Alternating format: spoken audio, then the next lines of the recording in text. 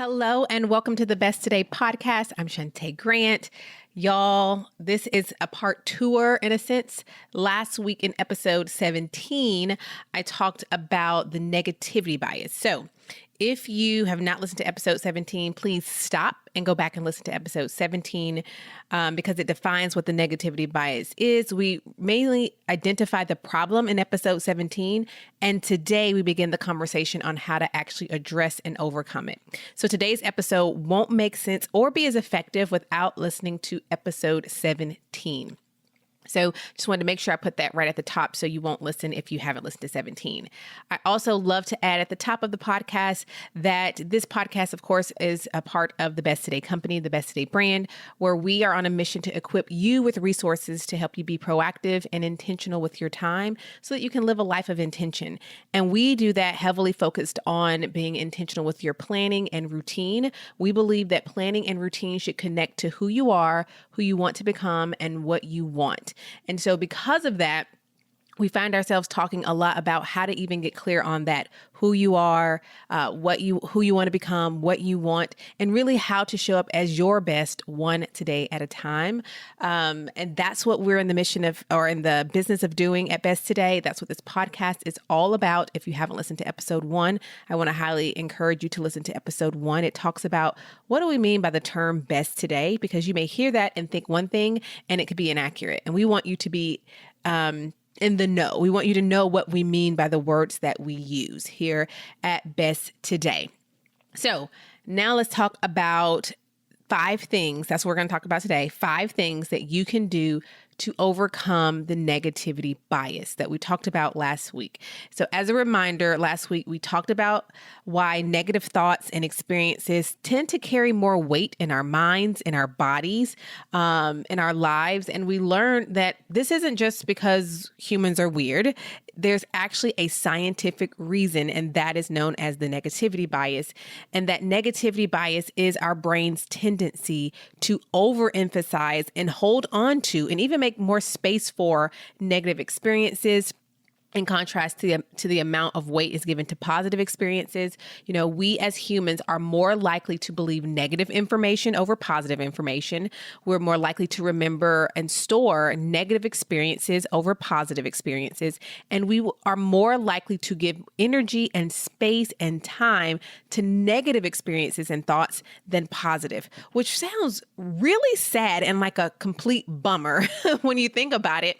And knowing that's like naturally what our brain's doing. And again, I talked about this last week. We can see some of the ways that might have been helpful in certain societies and settings to protect yourself.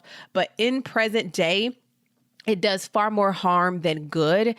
But the good thing is we are aware of it, right? We know that this bias exists. And knowing that it exists, it helps us to understand the why of what happens, you know, why negative thoughts or feelings appear in our day-to-day sometimes in the midst of what otherwise might seem like a really great day. And you're like, how did I let that one thing ruin everything? Or how, I can use my own example, how can I read literally in one day 100 different positive remarks about right now routine and let one rude comment from someone who hasn't even taken it on an ad completely overshadow that. And it happens, that loud voice, that one loud voice somehow silences and overshadows the 100 hand claps, and it affects us. You know, the smallest thing can trigger our bodies, our brains to recall a negative experience, and the negativity bias then takes over. And we want to be able to live lives that overcomes that, right? The negative bias can cause us to really dwell on negative emotions, events, even when something positive is present. Even when something positive is present in greater amounts. Like I said in that example of the day, I remember reading my first negative comment on a Facebook ad about something that I created that I know helps people. I have physical, tangible, I can look at you, call your name, email you proof that this is something that is highly effective and unlike anything in the marketplace. But one rude comment from a person who is unhappy with themselves and their lives completely overshadows that, right? So even when something is present in positive and present in a greater amount than the negative overcomes that. However, there is good news. There is great news, in fact. And that is that the negativity bias doesn't mean that you have to live where you constantly, or you don't have to live a life where you constantly dwell on the negative or entertain negative thoughts. And that's what I want to talk to you about today. I want to give you 5 things that you can do to overcome the negativity bias. And let me be clear, by overcome, I don't mean that the negative thoughts or the memories or the feelings, they won't come to you. What I mean is when they do, because they will, because again, this is literally how our brain works. We're going to be in a position and a place to address and overcome it rather than sit in negative thoughts. We're also going to be able to position ourselves to limit when that happens. You know, if you completely live a life where you're not aware of this bias, it can attack you, let's say, 10 times a day. I'm just making this number up.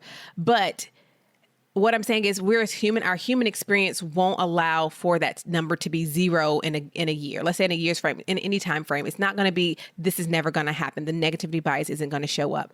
But one, we can limit to how many times that shows up. We can actually decrease that with these things I'm going to talk about today by setting ourselves up and positioning ourselves in our lives in a way that we can limit how it happens, and we can decrease the amount of time we sit in those negative thoughts or experiences and how we let them kind of affect us and we sit in them. So that's what I'm talking about, overcoming it. Not that we can't go in and actually technically you can change the makeup of your brain, which is really fascinating. I've been really interested in reading about the brain. I've been reading like abstracts and journals and all kinds of publishings about the brain because it's really interesting to me. It's really helpful in the work that I do in trying to communicate and help people. It helps me to understand the things that are scientific and the things that are, what's the other word? Which things are society, which things are cultural, which things are because of how we're made. Things like that. This is just a side tangent. And so I've been reading about these things. You actually can't. So I was about to say we can't change our brains, but that's actually not fully true.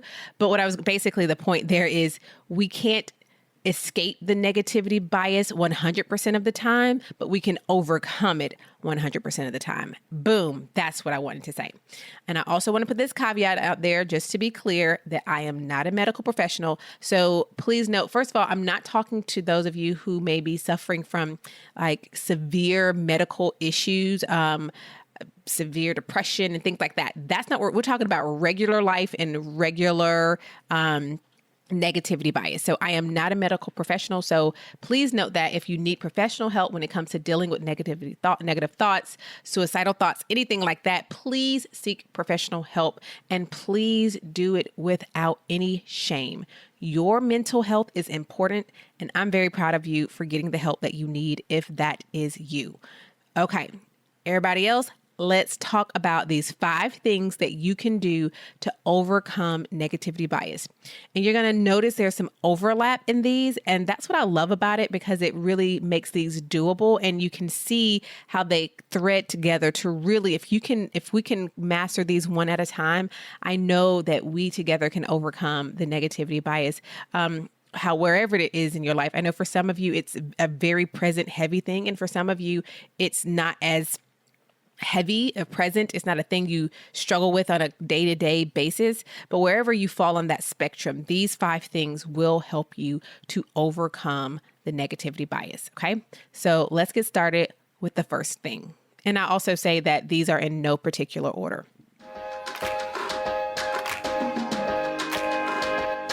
At Best Today, we exist to help women just like you be your best one today at a time.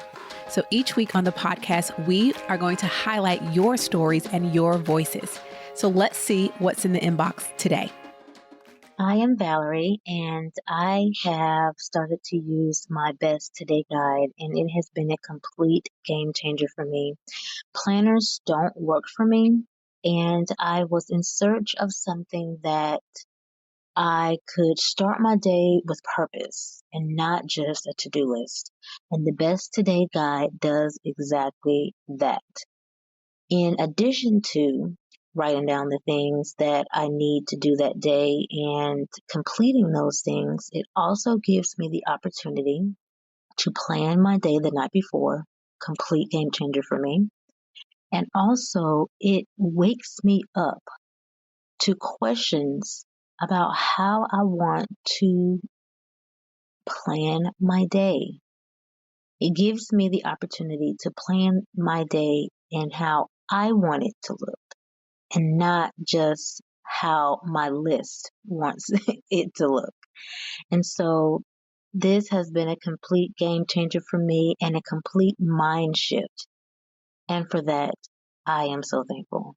Valerie, it is a complete joy to hear you essentially articulate what the Best Today Guide was created for, how it can help you, to be proactive and intentional with your days, your time, from when you first wake up until the very end, you think about the next day.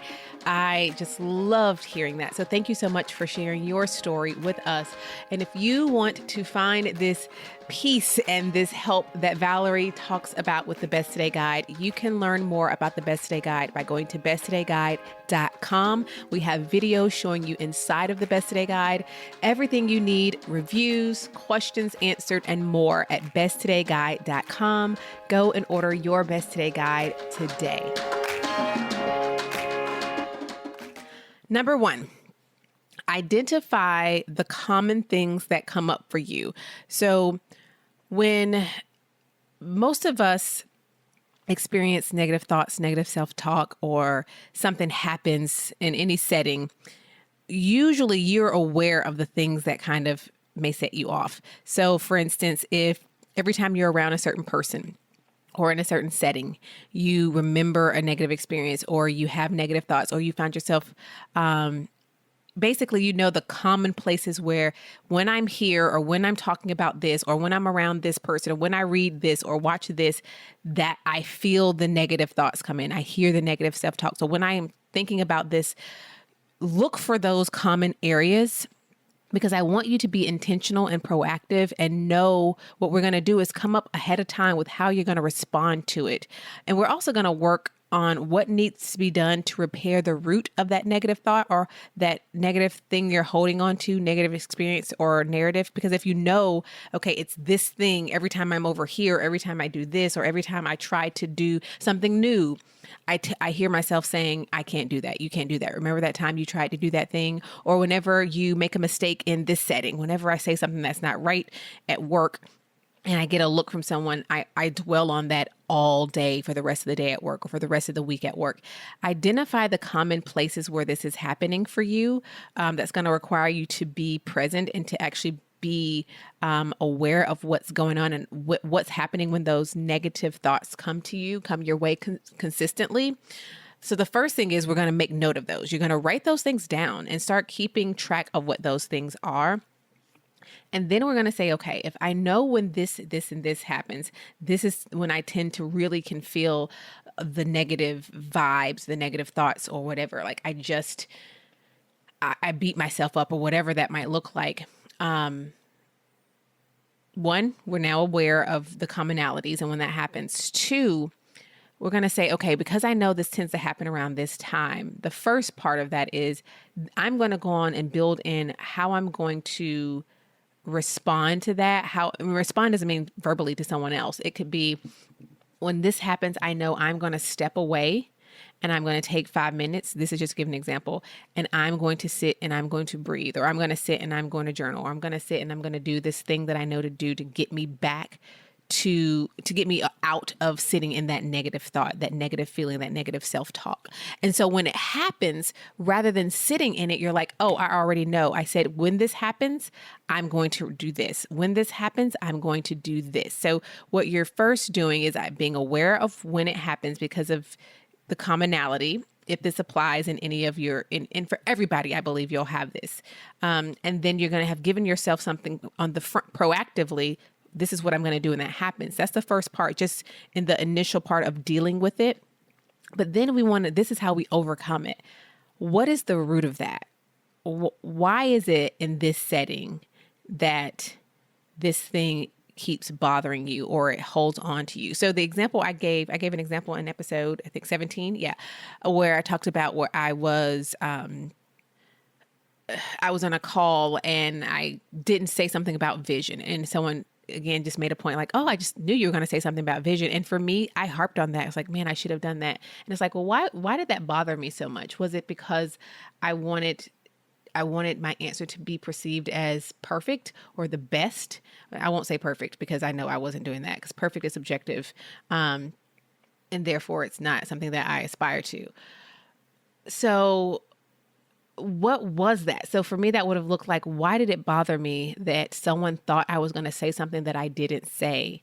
And it's like, was it because of, I felt like now, my credibility has been harmed. Like, so basically it's really going in and dealing with that thing, dealing with the root, because until we deal with the root, if we can pluck out that root, we can take that whole experience from replicating itself over and over again in different settings and different forms. Does that make sense what I'm saying? If we can get to the root of why this thing tends to trigger the negative bias in you, we can pull that root, and now that thing can no longer have that control over you.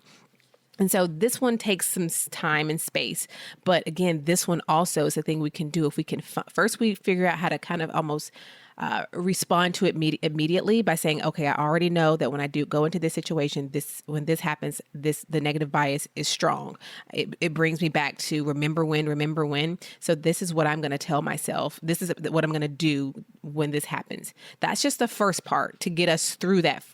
Then we need to sit down and say, okay, why does this keep triggering me? Why is every time I'm around my aunt, I get this feeling? Oh, it's because every time I'm around her, she belittles me or she talks negative to me. I'm making this up. Then the root is I need to either have a conversation and a boundary set with auntie, or auntie doesn't get to be in my life. Auntie doesn't get to see me, because I'm not going to keep subjecting myself to a place that automatically just brings back these negative thoughts and feelings. Does that make sense now when we can pull the root?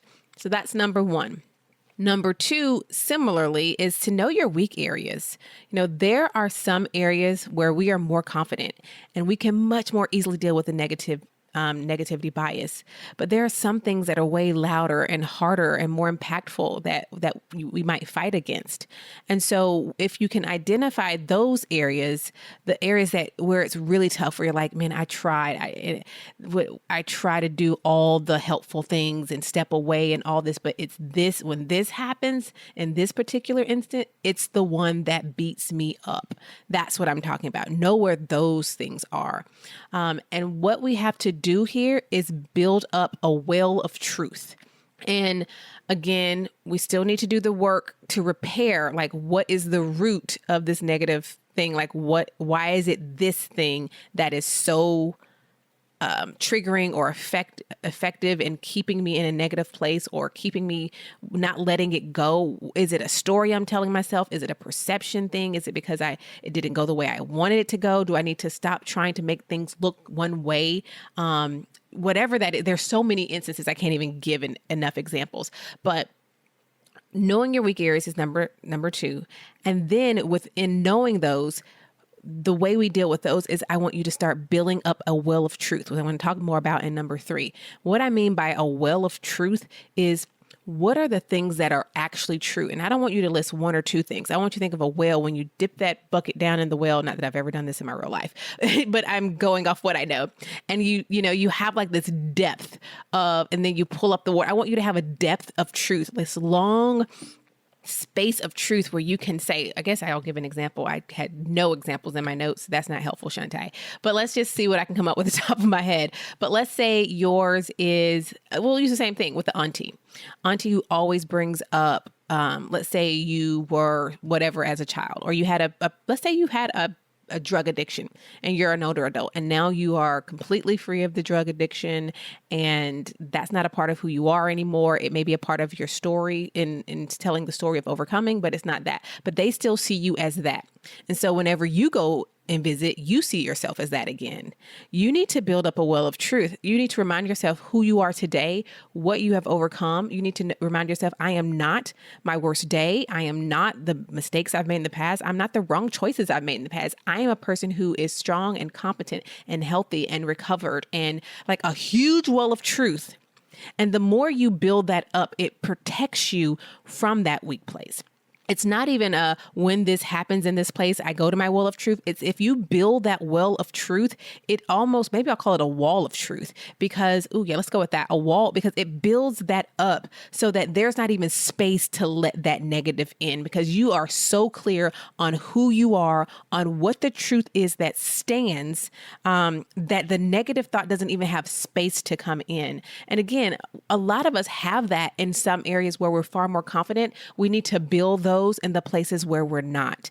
Build that well of truth up. And if you don't know how to build a wall of truth, talk to someone who truly sees you and truly knows you and truly loves you, and have a conversation with them about like the truth.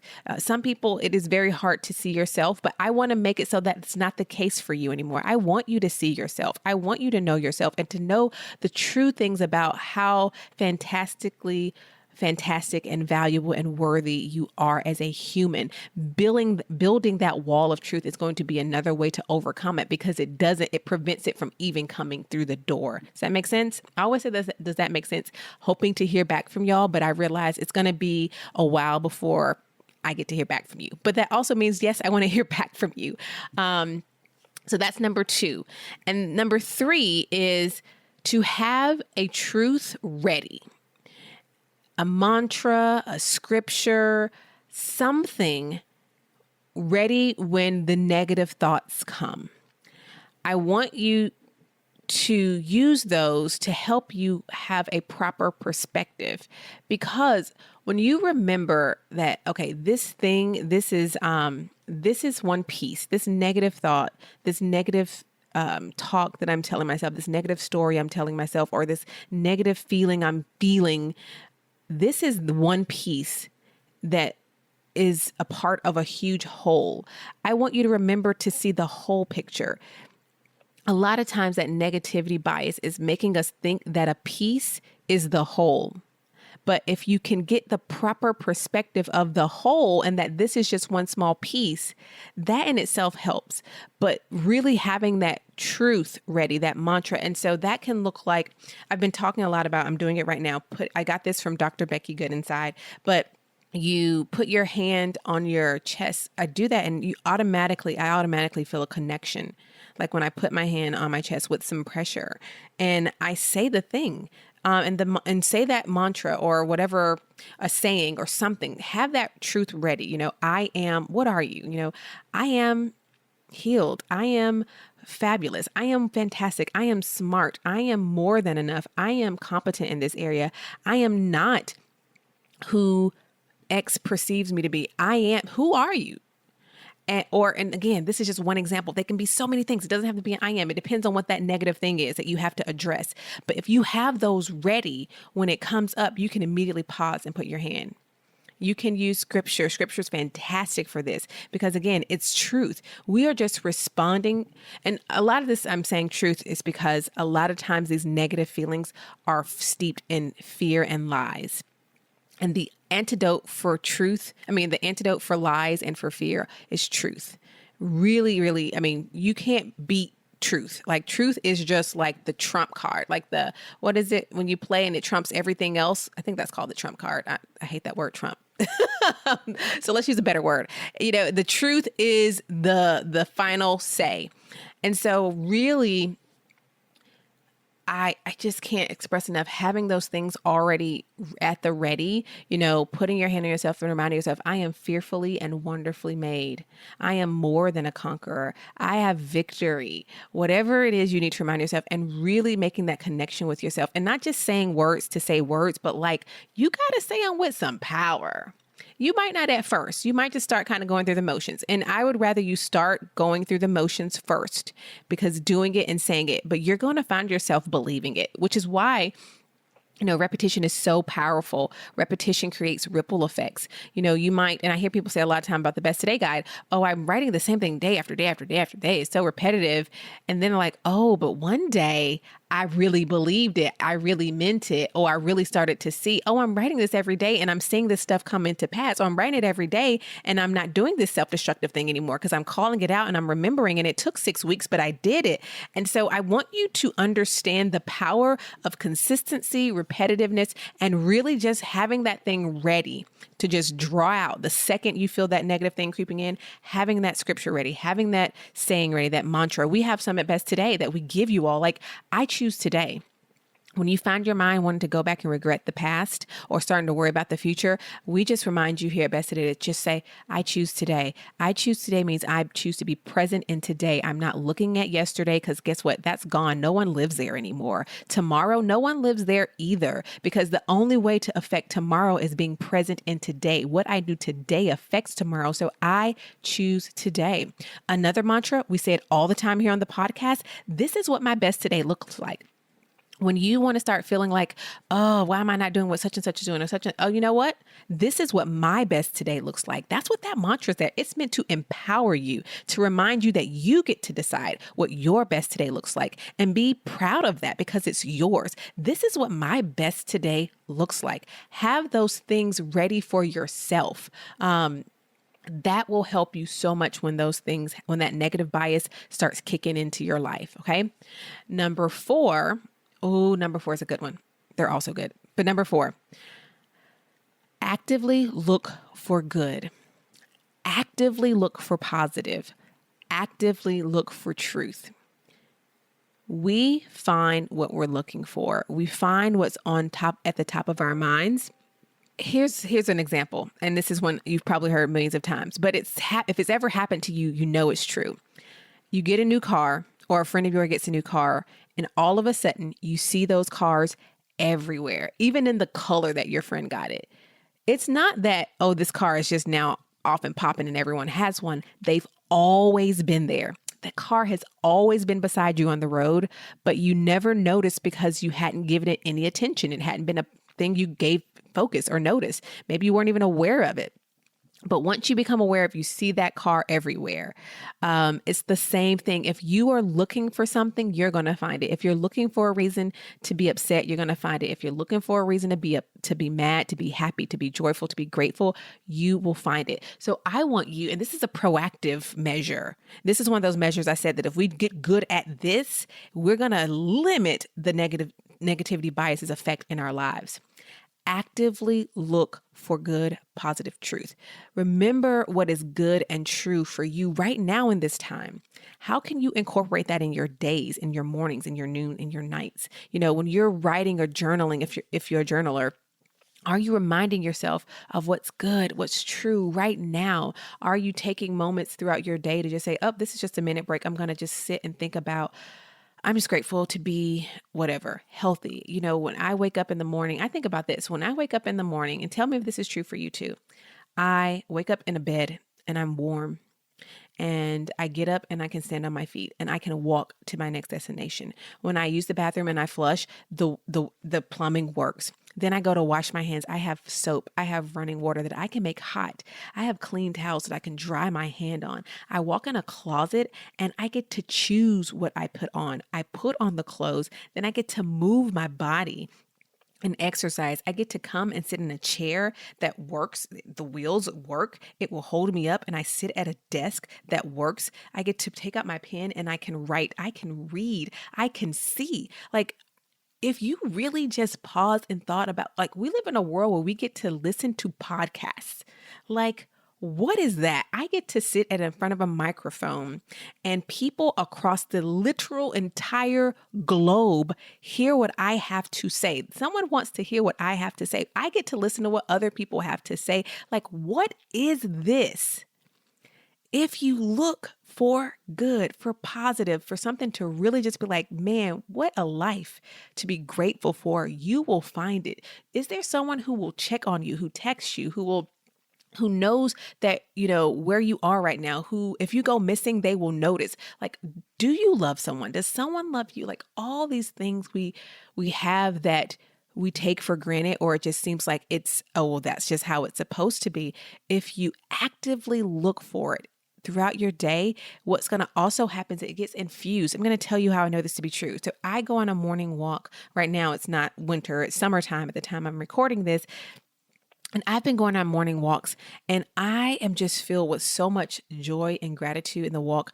It's usually a beautiful morning out. The sky is just beautiful. I walk past this little pond that usually reflects the sky and the sun. I can hear the birds chirping. I listen to, music that uplifts me, and something about that. And even in the morning, my morning routine, it's like my body knows in the morning we do things we like and we're grateful. So let's say there's a morning that I don't do those things. My body, my brain is already been conditioned because I've done it over and over and over and over and over and over and over and over and over to know in the morning when we wake up, we're excited, we are joyful. And it does that automatically because it knows we wake up doing this. It knows we go to bed doing this. That's why it's so important to incorporate these things in your day. It can just be setting a timer at 1 minute every other hour and just say, I just want to write down something I'm thankful for. I just want to dwell on like the fact that I can move my hands. I'm going to stand up and stretch and be grateful that I get to stretch this body, that I can stand up, that when I open my eyes, I see what's in front of me. I can open a book and read. Y'all, my grandmother could not open a book and read. There are so many things. If you actively look for good, for positive, for truth, you will find it. And that will in itself start to block out the effect of the negativity bias in your life. So I cannot stress enough how important it is to actively, notice I said actively. This is something you have to do. Like this isn't a passive thing where, I'll just sit and wait for something good to hit me. No, you are actively looking for good, for truth. And I'm going to tell you one way to not do that and that it won't happen for you is following negative, nasty, mean, dramatic people, watching television shows that are about mean, nasty, jealous, envious, evil people. Like watching that stuff, filling your mind with that stuff fights against you. It doesn't work with you. So if you're following people on social media, if you're watching things and you're like, these people are the worst, stop watching it. Stop intaking these things and thinking that it's not affecting you. Okay. That's number 4. Number 5 is to be mindful of what you, well, there we go. You intake, what you feed your mind in the first place. And this is again, another proactive measure. Don't intake negative news. Don't intake drama. Don't intake people who gossip. Don't intake these things that are not healthy for you. Don't intake things that aren't progressing your life. Some people are like, oh, well, it's not pulling me back, but it's keeping you stagnant. That's not good either. I want things in my life that propel me and progress me forward. Not, oh, well, it's not doing anything. I mean, do you want to take medicine when you're not well that does nothing? It's like, oh, it didn't make me worse, but it didn't make you better either, So I want you to begin to fill your mind and your life with truth and with things that are positive. And for those of you who look to scripture for truth, I'm going to direct you right to Philippians 4 that tells us to whatever things are true. It tells us here, if you want to know what to think about, this is what you think about. Whatever things are true. Now that's the first one. I'm going to just start right there and mic drop. What have I been saying all this time? Like truth is the ultimate mic drop. Okay. Which is why I'm saying fill your life with truth. But it says, whatever things are true, whatever things are noble, whatever things are just, whatever things are pure, whatever things are lovely, whatever things are of a good report, if there's any virtue and if there's anything praiseworthy, think on these things. Think on those things, y'all. Like that's the stuff to think about. We have to be mindful of what we're filling our minds, our heads with. And what I love that comes after that, it says, and then the peace of God will surpass all understanding, and it will guard your hearts and minds. Peace, y'all. Peace will guard your mind. Your mind, negativity bias, like that peace, I keep talking about it. It's like, it's a top priority for me. It's like if I have to choose between anything and peace, it's going to be peace because it's peace, y'all, as opposed to chaos, confusion, discord. But thinking about these things that are true, that are noble, all these things I just mentioned, literally will give you peace. And what it says is that peace will guard your heart and mind.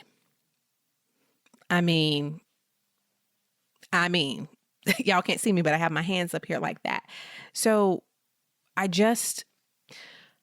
I'm so happy and hopeful because I know that we can overcome the negativity bias. And the answer is actually pretty simple. Like if you listen to these 5 things, I'm going to go over them in a second. They all kind of run together. And I hope that gives you hope that there is a way to overcome this. And it's not difficult. It just takes, like I said, actively pursuing positive, good truth. And it's not, let me be clear, this is not a toxic positivity. This is not when someone is hurting and we're like, oh, well, you lost one leg, at least you have your other leg. Like, no. We're talking about here addressing the negativity bias. So I just want to be clear about that. So let's talk about those 5 things again that you can do. The first one is to identify the common things that come up so that we can prepare how we're going to respond and also do the work of uplifting the root or uprooting the root, so that then we now remove that as a place where the negative bias even has space to come in. Number 2 was to know our weak areas. We all have certain areas where it's like, that's when I'm here, this is when it comes in loud and it's hard. So we're going to build our wall of truth and again, do the work to repair, think about what that root is that we need to be moving at the same time. Number 3, have truth ready, whether it's scripture, a mantra, a saying. I gave you 2 that we use here. I choose today, and this is what my best today looks like. Number 4, actively is the key word. Look for good, for positive and truth.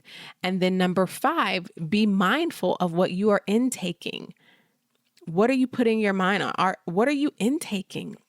Are you listening to more content like this, or are you listening to more content about who's sleeping with who and who did what to whom? Because I'm going to tell you, one of them is watering your life and the other one is drying it out. Okay.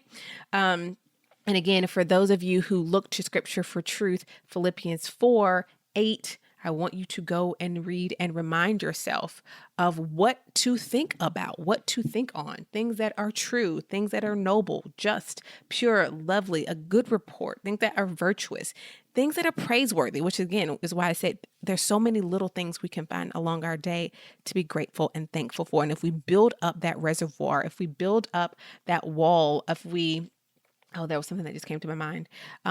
Like I talked about my morning routine. If you do that, it becomes infused in your body and your brain starts to think, oh, well, this is kind of what we do. This is a thing I have now created that in this space, we know to be grateful. If you find yourself at work and that's the place, get in there and make your brain think when you walk in that space, oh, this is the place we're extra thankful. This is the place, like even when you walk in your office, say, I am grateful to be here. I am thankful to be here. I love to be here. Like whatever it is, you need to say whatever it is, but basically create a place of praise, create a place of good and truth, around you so that it's not a place that triggers negativity. Now, of course, sometimes you need to leave the place. So I'm not saying stay in a bad situation and try to paint it good if it's not.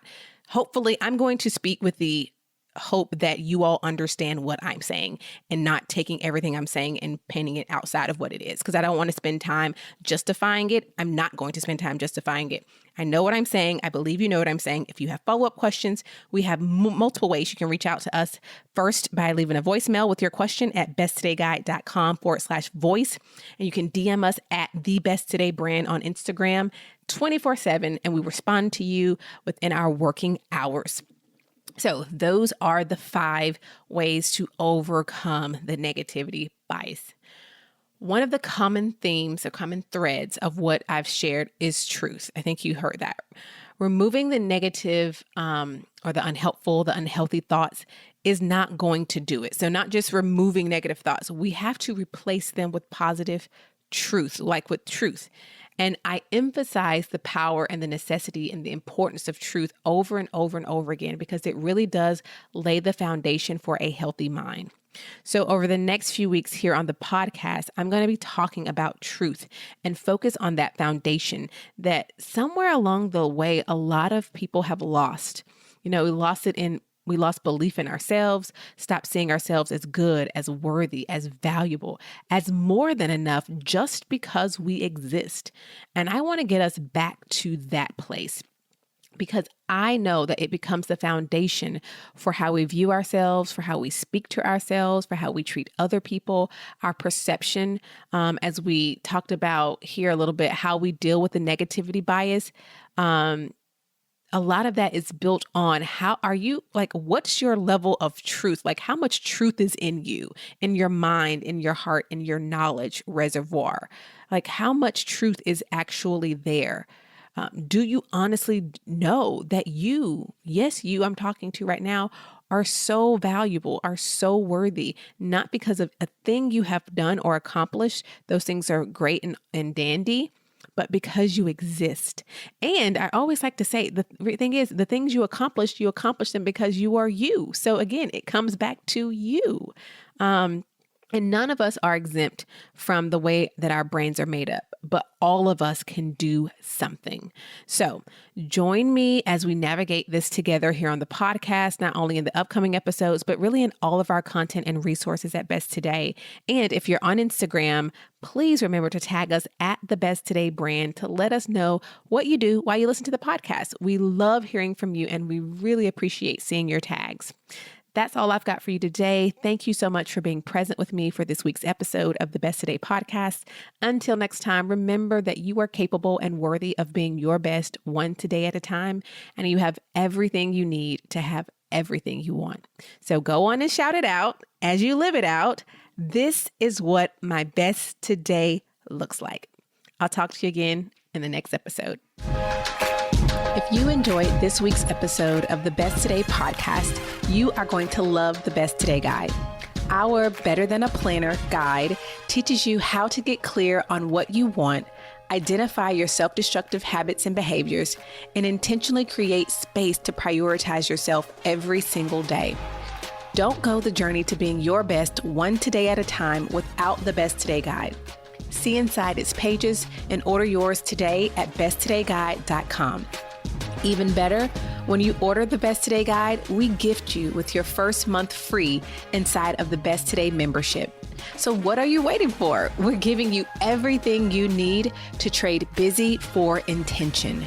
Go to besttodayguide.com and order yours today and join thousands of women across the globe proclaiming each day, this is what my best today looks like.